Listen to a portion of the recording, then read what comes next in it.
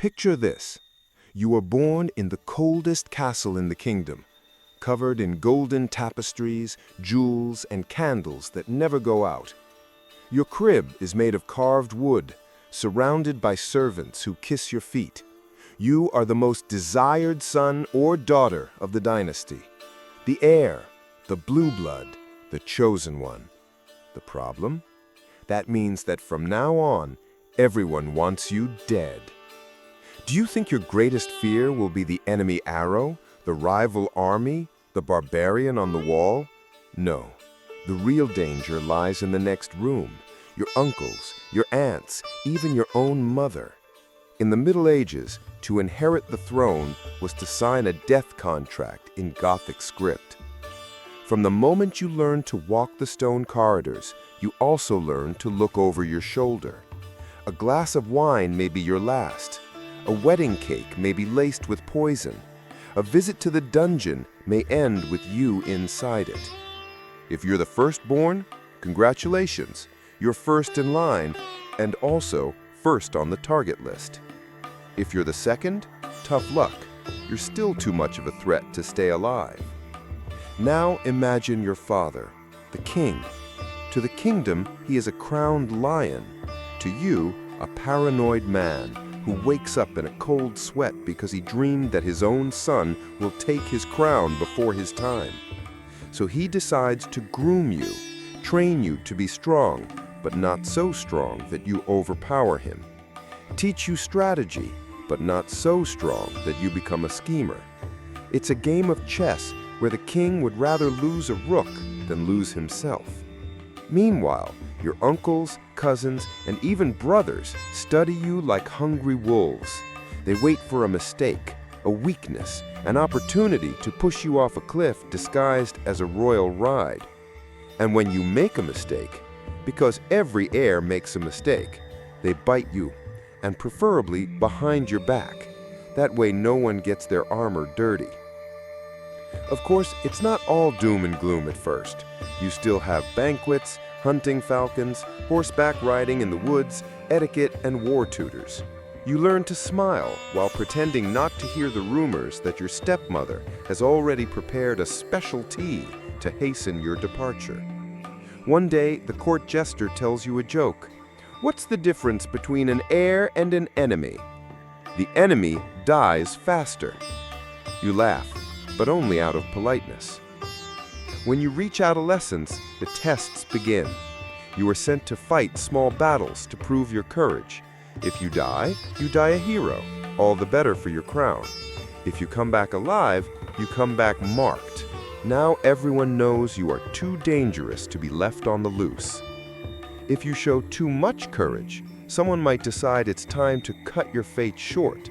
A hunting accident solves everything. A miscalculated blow during sword training does the same. No matter how much you train yourself to be just or wise, justice does not protect you from stabs in the dark. Maybe you even have a sister. And if you think that makes things easier, forget it. She can become an even more deadly pawn. If you marry the enemy prince, you're a spy. If you stay single, you're a bargaining chip. And if you decide to fall in love with someone you shouldn't, the shame becomes yours, and the kingdom uses it to weaken you. And when the old king finally falls ill, the entire castle smells of incense and conspiracy. Who will administer the final poison? Who will declare the new king? It's at that moment that you realize that being the heir is not a prize, it's a test of endurance. While your father languishes on his featherbed, you sleep with a dagger under your pillow. In the hall, his cousins laugh loudly. Inside, each holds an invisible blade. Loyalty, if it exists, lasts until the next toast. If you're lucky, the army is loyal to you. If you're not, you can prepare your escape or your funeral wreath. What if by some miracle you sit on the throne? Welcome to part 2 of the nightmare. Because as soon as you become king, you understand your heir will dream of ousting you. It's the medieval cycle. He who reigns, fears. He who inherits, bleeds. So, Congratulations on the title, Your Highness.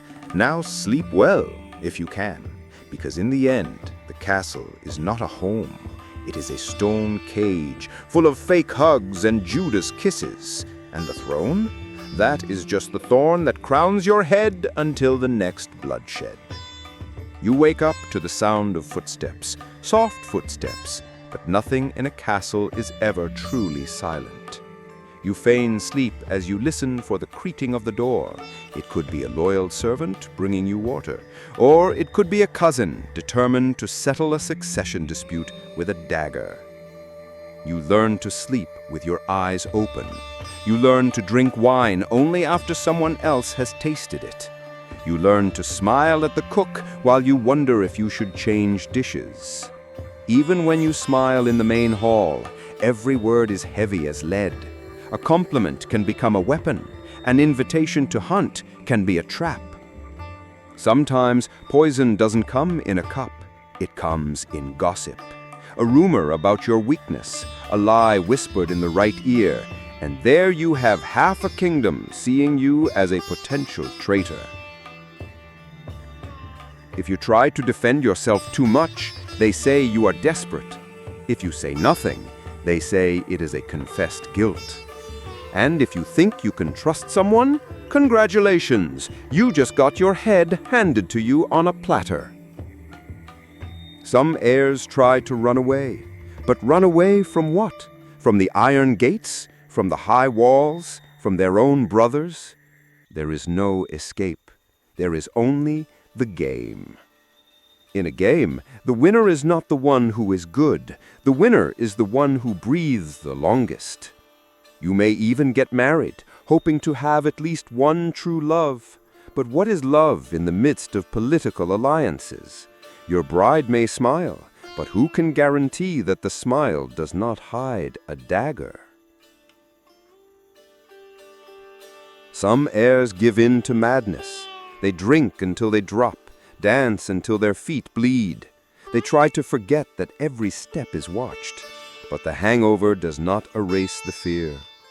Others become monsters, worse than their enemies. Before they kill first. History is full of kings who strangled brothers, poisoned mothers, exiled children. And do you know who wrote history? The survivors. If you're lucky or unlucky, you'll take the throne young, and then you'll discover the great trick. Power doesn't get rid of paranoia, it feeds it. Your new title attracts sycophants, advisors who swear fealty until they change their coats, nobles who applaud your speech while sharpening their blades behind the curtain. You may want to be fair, but you soon realize that kindness is interpreted as weakness, and weakness has a smell, and the smell of weakness attracts wolves. The banquets continue, the parties too, but every toast sounds like a warning. Every laugh echoes like a threat.